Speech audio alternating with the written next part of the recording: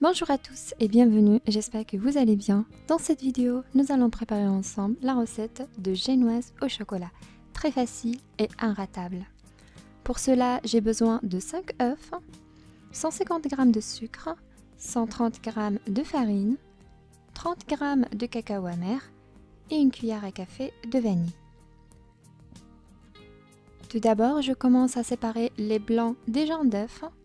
Cette technique est très pratique quand on prépare une génoise, comme ça on ne va jamais la rater.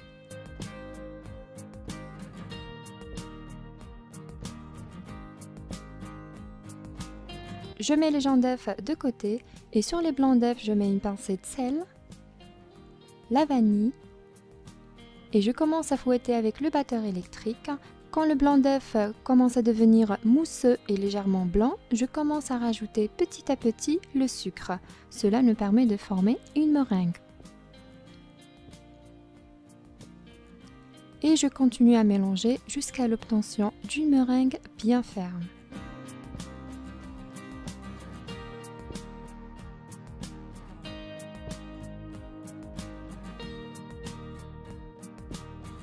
Voilà, comme ceci, la meringue est bien ferme. Un petit test, on retourne le bol. Quand la meringue ne retombe pas, c'est-à-dire qu'elle est bien réussie. Ensuite, je mélange mes jaunes d'œufs un petit peu avec ma maryse et je l'incorpore à la meringue.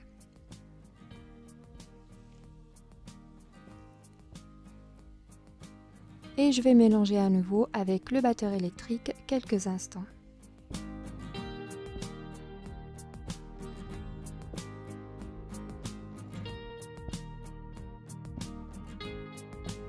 Voilà la préparation bien mousseuse, bien ferme. Et ensuite, on ajoute les ingrédients secs à l'aide d'une passoire, la farine et le cacao amer. Et j'ajoute ces ingrédients secs en 2 fois. Quand j'ajoute la première partie, je commence à mélanger à l'aide de la maryse de bas en haut, comme ceci, pour ne pas faire retomber la préparation. Et ensuite, je vais ajouter la deuxième quantité de mes ingrédients secs. Voilà comme ça et je mélange à nouveau. Et quand la préparation est bien homogène, comme ceci, la pâte de ma génoise est bien prête. Je la place maintenant dans un moule rond de 21 cm.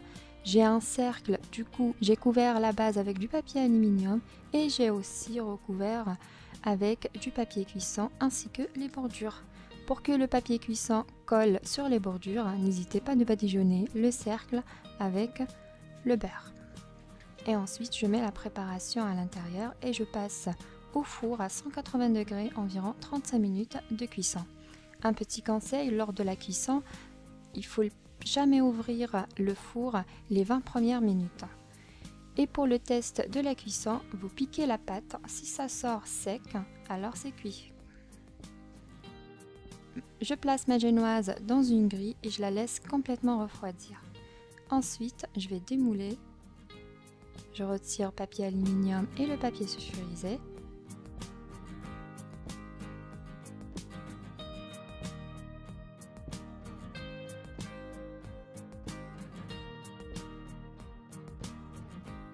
Et regardez la génoise, elle est très moelleuse.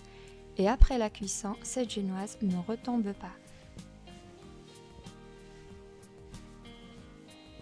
Et voilà, la vidéo d'aujourd'hui est terminée, la génoise au chocolat.